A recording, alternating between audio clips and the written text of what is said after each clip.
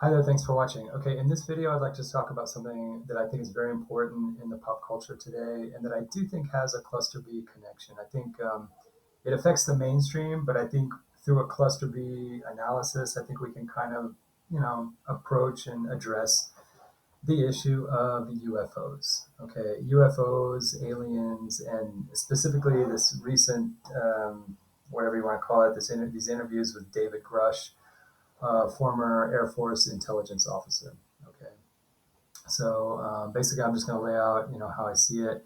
Um, the first thing I want to say is that, I talk a lot about organic dialectics, and basically, it's just the idea that probably all of us as humans, but especially with personality disorders, probably all of us are a little bit deficient because it's just not something encouraged in our society or in our world, but we're all kind of a little bit deficient and just allowing dissonances to be present without having to quickly resolve them. And I think sometimes we lose a very important aspect of our own metabolism in our body and our mind by not having enough dissonance present and just letting it be uncomfortable.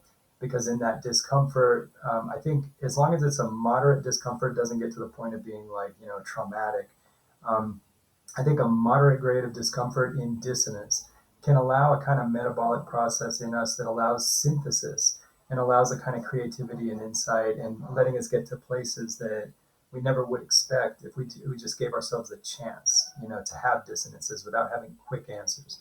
I think sometimes we live in a world where we're looking for a quick answer, and if we don't get one, we just kind of start dismissing issues and dismissing factors, and just doesn't allow us to load our plate with all the real factors of any issue, because we just don't like that feeling of seeing so many issues and so many dissonances that we really can't really see a quick answer.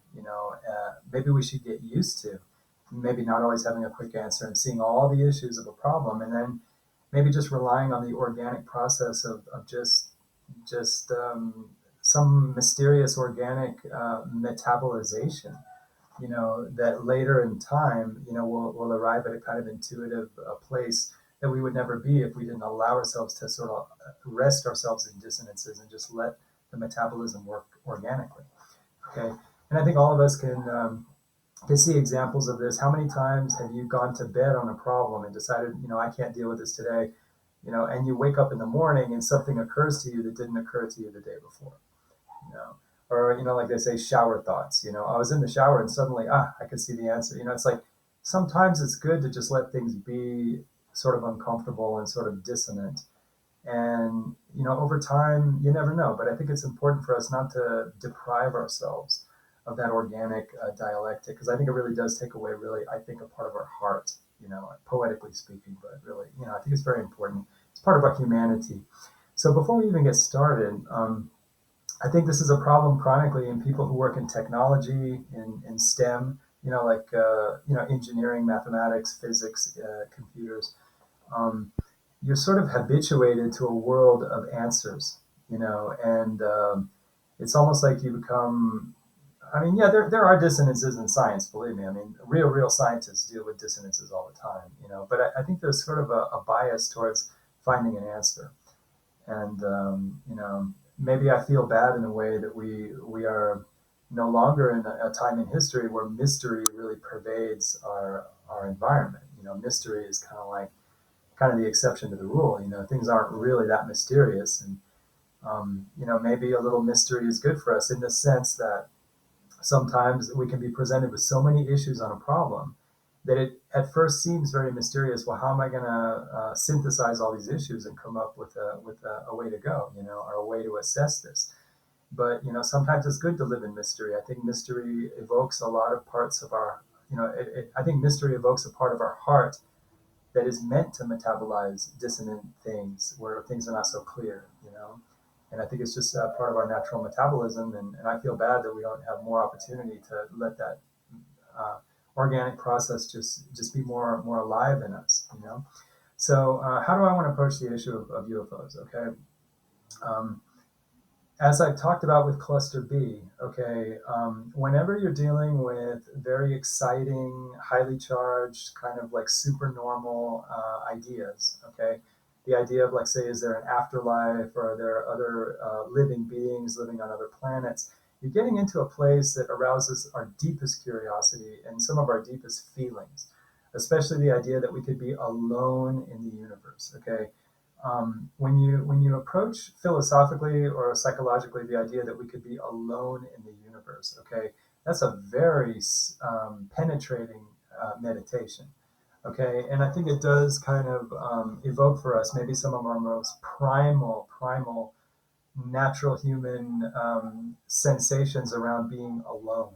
Okay, and I think it's probably very kind of unacceptable on some level for a human being, the idea of just being eternally alone. Okay, so before we even get into the intellectual angle, on life on other planets or space travel, like I'm not talking about space travel. I'm talking about long term, like long range space travel, like the space travel that we do to the moon, to Mars, to planets. I mean, that's like going 1 millimeter. That's nothing. That's like we're like insects compared to what the idea of like interstellar, intergalactic, whatever you want to call it, but like major space travel that would. I mean, it's let's just say okay. Before we even get into the intellectual angle on that, we start with our psychological, philosophical, maybe even poetic attitude about just being alone, And I think that we have to admit that on some deep level, the scale for our analysis is already kind of tilted, because on some deep level, for a human being, it's very unacceptable to think of being alone in any practical sense. Okay, now getting to the intellectual side. Okay, I think that to say there's no life anywhere except on planet Earth, okay, I mean, you can say that, but none of us know that. None of us know that. I think when you consider what life really involves and how delicate it is, when you look at the kind of complex molecules that have to come together to make even just the elements of life, just like even just what ends up being RNA, or not even getting to DNA, but just RNA, proteins, the way that cells, like animal cells in the planet on planet Earth, are actually a composite that involves like a part of an old bacteria with another cell. So our cells are actually multiple organisms together. Okay. So, but then deeper at like the molecular level, the kind of weird things that have to go on with all the proteins and all the fatty acids and all the bizarre complex chemistry that has to go into, just even like a bacteria, or I'm sorry, even a virus or something, so simple, or algae, not even getting to the point of plants, or just the most basic single celled or, tiny microscopic organisms. We're talking about something that's just miraculous. I mean, miraculous, not in a religious way, but I mean, it's just like, it's enough to make you like dizzy just to think about how delicate and how unlikely that probably is. All the things that have to come together, and more than likely to have life, you would have to have some kind of medium, sort of like water, maybe not water, but something that would allow sort of a cocktail to form. In terms of the molecular stuff, and there's probably a lot of like electrical charge that has to be involved in sort of kind of aligning and sort of making uniform these molecules and sort of. So I guess my intellectual side on this is that life is probably exceedingly unlikely in most places. Okay, life is probably essentially a miracle. Okay, it's sort of like making a basket from like 5 miles away. Like throwing a basketball and 5 miles away, it goes like a swish straight into a basket. Basketball basket. So is that to say it's impossible? No, it's not impossible. I think it's just highly unlikely. Okay, but what am I really saying? I'm saying unlikely. For each, let's say, galaxy, for each, like, say, sector of a galaxy, the likelihood is against, I think, life forming. But because you have so many billions and billions and billions of stars in every galaxy, now, of course, now let's say our galaxy has. I'm just going to go ahead and say 500 billion stars, maybe 400 to 500 billion stars. One galaxy, okay. That's a lot of galaxies. That's billions. That's many, many billions of stars in one galaxy. Now, some of those stars are not candidates for life because they're stars that just are not going to produce the kind of environment where planets are going to be able to, have the kind of lifespan uh, that Earth has had. And also, of all the planets that exist in a galaxy, many planets are not going to be, let's say, in the habitable zone that would be friendly to life. So yeah, they talk about the possibility of life in like the oceans. I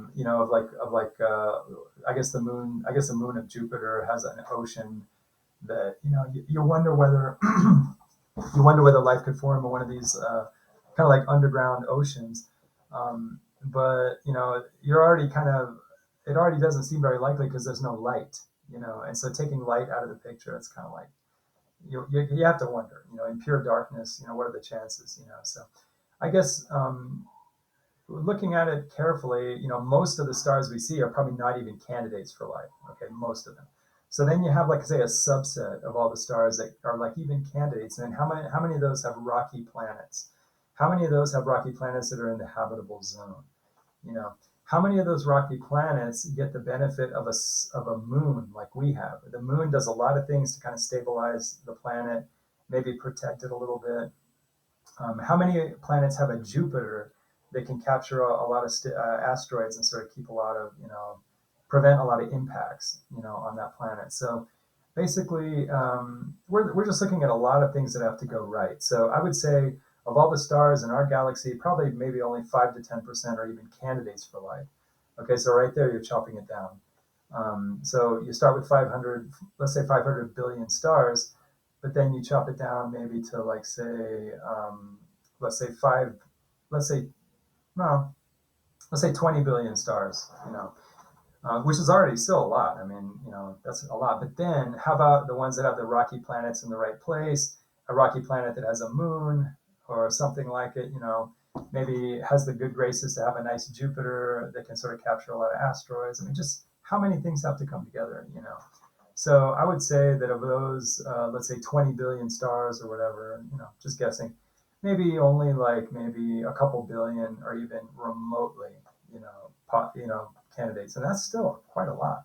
So I guess if I had to guess, I would say that maybe not in every galaxy. I want to be kind of like reasonable, but I would say in all the galaxies, because now there's billions of galaxies. Okay, billions of galaxies. So I would start to say, maybe I would say there's probably life. There probably is life. I'd say, I don't know how much, but I'd say maybe every other 3 or 4 galaxies, there's probably at least one planet that, may have some primitive life. So, primitive life could be something like a bacteria, something like viruses, something like, I mean, so then we have to go to the next step. How many get to the level of plants? How many get to the level of fish? Fish is a very, very advanced life form, compared to, like, say, a microscopic organism, or like a crab, So, like, I mean, what are we talking about? So it's like, I think chances are maybe in this galaxy we'd be so lucky if there was even one other planet with life in this galaxy. Okay, maybe two. That would be just a miracle. You know, but maybe, like, say, around the universe, there probably are, I would say, a few planets out there, maybe a couple in every galaxy that could have basic life. But then to say they would get to the level of developing like animals the way we understand, like, say, reptiles, amphibians, let alone going through all the things that have to happen to get to, like, birds, mammals. I mean, you look at it that way, and only in one case have I seen, where a non-primate, or just a couple cases have I seen where non-primates even have the opportunity, where it even favors them to be super intelligent. And I think we are super intelligent, by the way. So, like, I've seen maybe, like, say, in porpoises, dolphins, whales, there's kind of a substantial intelligence there. I think dogs are pretty intelligent, wolves. So, like, say, in the mammals, you start to see that, but that's just the mammals, and it does favor mammals, some mammals more than others. But the only mammals that have really gone way off the charts in terms of intelligence has just been the primates. And what is so special about the primates? I mean, I think you could easily imagine a planet where there were just no primates, and there were just a world full of lions and tigers and elephants and horses. And I just I don't know. I guess my inclination is that just being reasonable. I think we'd be lucky if there was just one other planet in the whole Milky Way, maybe two, that might have even just something like a bacteria. You know, so let's start with that. Okay. So now here, where's our scale? Okay, our scale is already tilted before we start with this thing about us. We're born with really just non-inclination. We are not inclined, just poetically, philosophically, emotionally, uh, psychologically. We are not inclined to accept being alone. Okay. And does it really count to say that there are bacteria or there are maybe salamanders in another galaxy? Is that enough to make us not feel alone? I don't think so. Okay, so already subconsciously we're already tilting the scale with an inclination to sort of expect, not to accept that there aren't sort of, let's say, human-like beings somewhere else. You see what I mean? Because this is a emotional issue for us, So we're not. I don't think it would count for us to discover there's bacteria or salamanders in another galaxy. I don't think that would be good enough for us. I think they'd have to be at least kind of intelligent like us and sort of a form of a human. So really, what we're doing is we're really fantasizing about finding something like us, and it's not really a question of whether there's life biology in some other planet. It's a question of whether there's something that is similar to us in terms of roughly intelligence and roughly human, maybe not in physical form but sort of in personality. We're actually wondering whether there are personalities like us somewhere else. So I think that's what we mean when we say, are we alone? Okay. But then, and I mean, the scale's already kind of funny because, yeah, poetically, emotionally, the scale's already tipped towards expecting there to be life because we don't want to have the answer that we are just alone. Okay, we can't. We're intolerant to that. So the scale's already tipped. But now, what is tipping it the other way? Okay, the idea that there could be maybe some bacteria, maybe a fish. Maybe, I mean, to know there was a fish in the Andromeda galaxy, that would be an astounding, almost miracle to discover that. Okay, but so what are we tipping the scale with? The idea there might be a fish, there might be a bacteria. I think the scale is still tipped very, very much towards just wanting this to be true, and almost not accepting that it can't be true.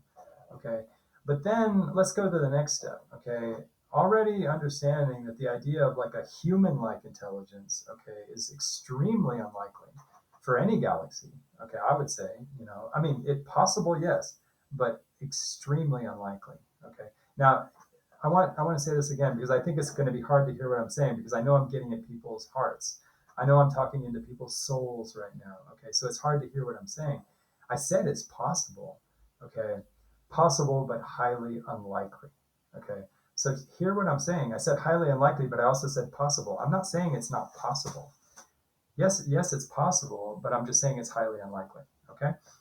So anyway, we're tipping the scales, and so let's assume there were a human being, let's say in the Andromeda galaxy, which is only like a couple million light years away, not really that far away, but a couple million light years away. I mean, gosh, imagine if you were in a spaceship coming from the Andromeda galaxy to planet Earth.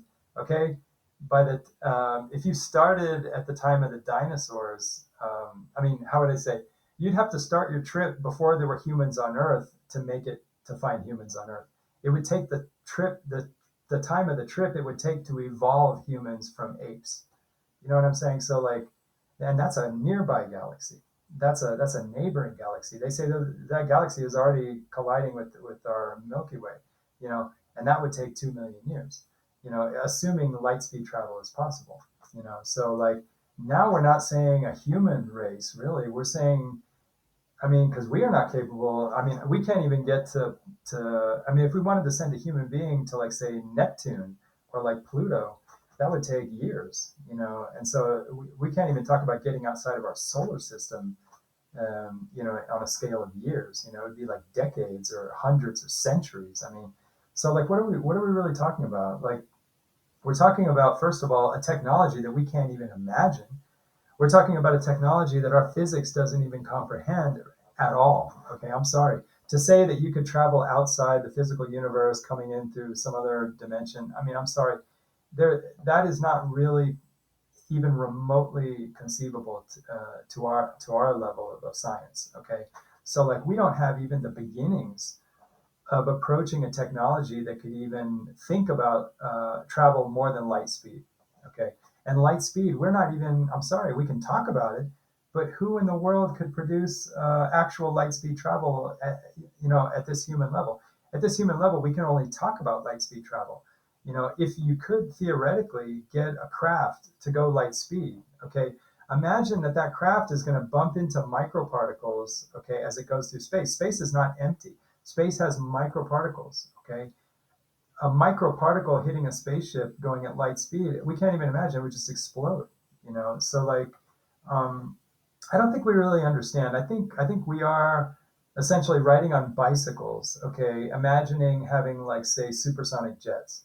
Okay, we, with all our supersonic jets and all our rockets, we're basically like riding on bicycles, okay? And our imagination is trying to imagine something that's even more than a supersonic jet compared to a bicycle. Okay, so basically, think of the unlikelihood of life, even in a neighboring galaxy, which is millions of light years away. Okay, and the idea, they wouldn't just be human-like, but they would be so superhuman that they would have technologies that we can't even imagine. Okay, so now where do we tip the scale? Okay, the scale to me is tipped towards fantasy. Okay, it is fantasy, and it is deep, it's poetic, and I think it's even religious. You know, and I'm sorry, but over the centuries, there were many people who did not lie, who said that they saw the Virgin Mary on the mountain, the Virgin of Guadalupe in Mexico, or in Spain and all these places. There were so many sightings of the Virgin. Those people did not lie. They're not lying, you know. And there are people that claim they've seen all kinds of UFOs. And how do I answer that? Like, I can't prove that it's wrong. Okay, I'm not here to say that I can prove that it's wrong. Okay, but I'm saying, when you look at the balance of probabilities, I think the only factor that weighs in terms of making it credible, okay, is just the part of us that just wants it to be true because it's deep in us to want it to be true. You know? And I'm sorry, but like, you can have all the David Grushes in the world, you can have all the David Fravors in the world, okay. And I'll talk about David Fravor too, actually, because before I get to David Grush, and is it David Fraser? Well, his last name is Fravor. I think he was a lieutenant commander. He was a pilot in the Navy. But let's talk about Fravor, okay? As far as I'm concerned, as far as I know, this guy was not a normal F-18 pilot. Okay, he was super senior F-18 pilot in the Navy. So he had connections to the highest levels, I think, of the U.S. Navy. Okay, so if the Navy wanted to have a little experiment, maybe with, like, I would think, maybe some holographic technology.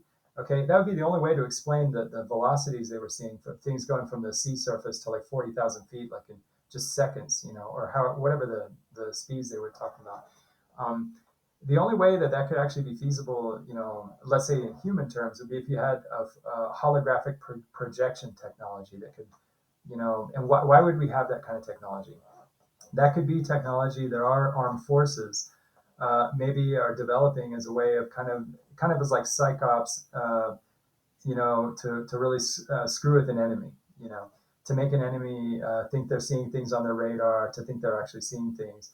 It might be important in some warfare, and to keep it very secret, to have technology that could create, real distractions, like, say, to an enemy pilot or an enemy radar officer, you know. So maybe they may have been experimenting with these things, and they may have either told David Fravor what it was, or maybe they did not tell him, and they wanted to see how he reacted, and they sort of gave him permission to talk about it, you know.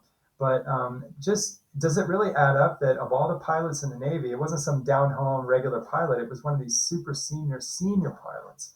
Okay, and these UFOs only show up near naval bases in Virginia and San Diego.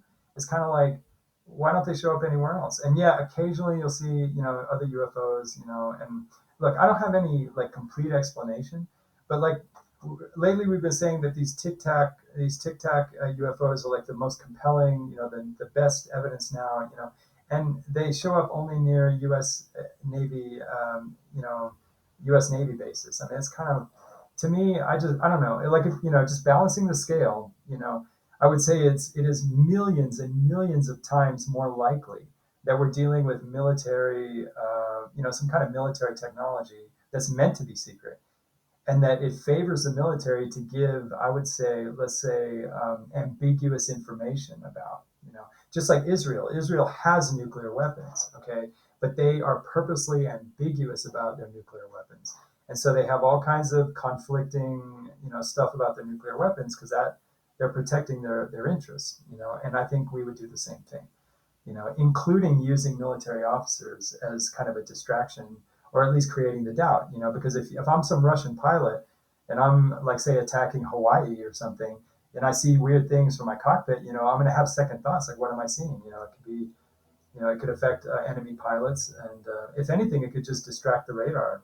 of enemy aircraft, so anyway, so then what do I think of this David Grush? Okay, the first thing I want to say is that, just heart to heart, he seems a little flaky to me. Okay, I'm sorry, he seems flaky. I'm saying this as a person. I've had a personality disorder. Okay, he seems flaky. Okay, and then you say, well, he was he had a security clearance and he was an officer in the U.S. Air Force. Okay, well, guess what?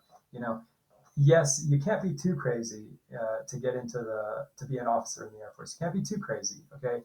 And you also can't be too unstable, okay, to get a security clearance in the Air Force.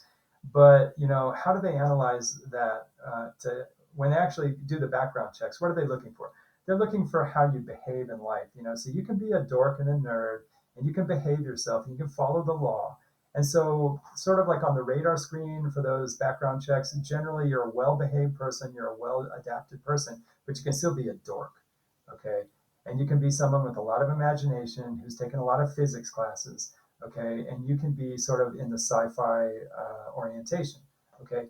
And just because you get into the Air Force doesn't mean you're like some absolutely perfect sanity, And I think there is variable levels of sanity in the military, even with all their filters. And he seems to me like a very imaginative kind of guy who I don't even know how much he actually believes. And in fact, I don't even know what his real intentions are, to be honest. He may be actually part of a psyops mission where they want to create deliberate ambiguity, because of national security interests. I don't know. But, the bottom line is he does seem a little bit flaky to me, and he doesn't seem like he's coming from the deepest heart. It seems like he's performing a little bit when he talks about what he thinks. And then finally, he's never seen anything himself. He's saying what he's heard from other people. And then he's declaring that we are not alone based on what he's heard from other people. Okay, so I'm sorry, he himself is relying on hearsay to say what he thinks is really true. Okay, and I'm sorry, but my mother dated a scientist at Sandia Laboratories back in the 1980s, and he worked in nuclear weapons. Okay, he worked in a nuclear weapons laboratory, and even this guy with a PhD, he actually thought there were bodies of aliens in the Sandia Mountains in the National Laboratory. Okay, so, like, I mean, these rumors, and of course he had never seen anything. Okay, this was the rumor, but he believed it. Okay, so I want to meet the person that's seen the alien directly. And of course I say that that's I say that rhetorically because I think let's get away from this idea that just because you have a security clearance and you work for the Department of Energy or you work for the U.S. Air Force, that somehow these are all just perfectly sane people who have no imagination, no fantasy. They're just androids that do nothing but process facts. That's just not true. You can be a PhD scientist, a physicist working in nuclear weapons, and you can have an imagination. And I think the government kind of likes it that way because it's sort of a cloud of ambiguity that is favorable, I think, sometimes for the defense industry. Okay, so again, I'm just balancing things. I'm not saying what I think. I'm not saying I know anything. Okay, I could be surprised. I could have a UFO land right here in 10 minutes.